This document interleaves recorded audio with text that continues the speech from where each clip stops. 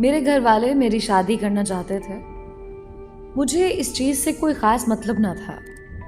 घर वालों ने एक लड़की देखी और पसंद की। मुझे तस्वीर दिखाई गई। मुझे तो एक आम सी लड़की लगी, कोई ख़ास चीज़ तो नज़र ना आई। मैंने कहा आप लोगों को पसंद है तो हाँ कर दें। मंगनी हो गई। मैंने ना तो कभी कॉल की ना कभी उनके घर गया। मुझे इन सब चीज़ों की फिक्र ही ना थी। मैं अपनी ज़िंदगी में खुश था। अच्छा कमा लेता था, अपना काम था, ऊपर फ्लैट था, बाहर से खाना खाता और सो जाता। पूरा दिन नीचे काम पर गुजारता था। दिल किया तो घर भी चले जाते थे हम। शादी का दिन आ गया। मैंने घर कहा बस निकाह करो और कोई रस्म वगैरह रहने दो। मुझे बस यही था, एक लड़की की जिम्मेदारी उठानी है बस। खाने पीने और जो वो ज़रूरत की चीज़ें मांगे ला दो बस।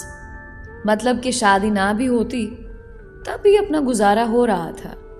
शादी हो भी जाए तो फ़र्क तो आना नहीं था। शादी हुई, लड़की को घर ले आए। बाकी वो जो रस्म वगैरह होती है ये तो सब घर वालों की होती है। रुखसती वगैरह के बाद मैं घर आ गया। खैर मैंने कहीं पढ़ा था शादी के 2 नफल अदा करने होते हैं। मैंने वो भी अदा कर लिए और इसी बहाने इशा की नमाज भी पढ़ ली। वैसे कभी दिल में आया तो नमाज पढ़ ली, नहीं तो ना सही। और मैं सो गया, जो मेरी रूटीन थी। मुझे नींद आई और मैं सो गया। ना तो मुझे खुशी थी और ना ही गम। शादी के अगले दिन मैं उठा और काम पर आ गया। 2 दिन ऐसे ही गुजर गए। बातचीत हुई, बस इतनी जितना उसने पूछा जवाब दे दिया, इससे ज़्यादा कुछ नहीं। उसने पूछा क्या आप शादी से खुश नहीं? मैंने कहा मुझे दुख भी नहीं। मैं लोगों में एडजस्ट होने में वक्त ले लेता हूँ बस। ना कभी मैंने उसकी तालीम पूछी ना कुछ और। मैंने कौन सा जॉब करवानी थी। 1-2 बार घर छोड़ने गया उसको अम्मी के कहने पर। ना मैंने उसको पर्दे का कहा ना हिजाब का। उसको जो अच्छा लगे कर ले, मतलब कि अपना अमल दखल कुछ ना था। सोचने पर तो वो भी मजबूर थी। बंदा है क्या चीज़ है। मैं सोया हुआ था, मेरे पैर का अंगूठा उसने पकड़ा और कहा उठें, नमाज पढ़ लें। मैंने इर्द गिर्द देखा। खैर मैंने उसको कुछ कहा नहीं। वैसे कोई मुलाजिम उठाता था जब उसकी खैर ना होती थी। मैं बोला कुछ नहीं। मैंने सोचा चलो अब उठ गया हूँ तो नमाज भी पढ़ लूँ। 2 रकात नमाज अदा की और फिर बिस्तर पर अब वो मेरे पास ही बैठ गई, कुरान पढ़ने लगी। मैं मस्त होके सोया हुआ, आवाज़ तो आहिस्ता आहिस्ता आ रही थी। खैर मैं उठा, नहाया, नाश्ता बना दूँ? आवाज़ आई। मैंने कहा नहीं, मैं लेट करता हूँ और मैं अपने काम पर। खैर लेट था, मैं घर नहीं गया और फ्लैट पर ही सो गया। अगले दिन मैं घर गया तो अम्मी ने क्लास ली कि घर क्यों नहीं आया, अब तेरी शादी हो गई है, जितना मर्जी लेट हो जाए घर आना है। वो पास ही खड़ी थी। मैं अच्छा कहकर जाकर कमरे में सो गया। थोड़ी देर के बाद वो भी कमरे में आ गई। मैंने पूछा अम्मी से तुमने कहा? उसने कहा मैंने तो अम्मी को नहीं कहा। अगली सुबह उसने फिर मुझे उठा दिया और खुद जाए नमाज पर खड़ी, नमाज अदा की नीयत बांधी हुई थी। अब बंदा उसको क्या कहे। खैर हमने भी शर्मो शर्मी वुजू करके नमाज अदा कर ही ली। उसके बाद उसने कहा आप मेरी बात सुने। मैंने कहा जी कहिए। मैं आपकी बीवी हूँ। मैंने कहा हाँ जी। बीवी के कुछ हुकूक होते हैं।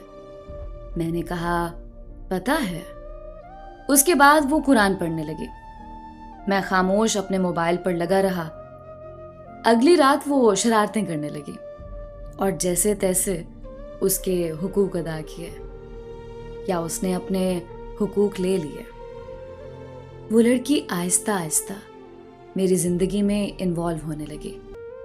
खैर अपने भी मजे होने लगे, हर चीज तैयार मिलने लगे, कपड़े जूते वगैरह हर चीज अपनी जगह पर मिलती, कहीं भी फेंक दो। नमाज पढ़ने लगा था अब, मतलब जिंदगी अब बेहतर हुई थी। उसके आने से काफी घुल मिल गए थे हम। उसने कुरान पढ़ा तो मेरा सर उसकी गोद में होता। आवाज प्यारी थी, अक्सर सो भी जाता। जब तक मैं खुद ना उठता वो जगाती नहीं, कुरान पढ़ती रहती। अब मैं काम पर अक्सर लेट भी होने लगा। उसकी गोद में सर रख के सोने का मजा ही अलग था। एक बात और, घर से काम पर जाते वक्त मैंने ऐसे ही उसको आवाज दी और उसका माथा चूम लिया।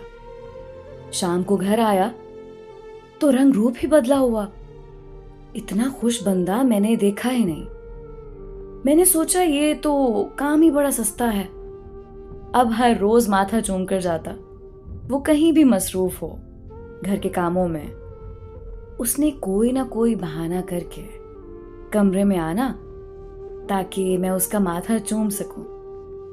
नरम लहजा, कमाल की गुफ्तगू, कमाल की मोहब्बत, पसंद के खाने, सुकून की नींद। जिंदगी मुकम्मल हो गई। जिंदगी में लोग कैसे खामोशी से दाखिल होते हैं और आप पर हुक्मरानी करने लगते हैं। क्या जुर्रत हमारी जो इनकार कर सके उन्हें। कई बार तो वो दिल निकाल कर देने को भी दिल किया। खामोश मोहब्बत बहुत प्यारी होती है। मोहब्बत अल्फाजों की नहीं, एहसास की होती है। मोहब्बत का ताल्लुक इज्जत से है। औरत को एहसास दो, तुम मेरी हो, वो रूह तक दे देती है। उस पर भी आपका हक होता है। औरत मर्द के लिए सुकून है।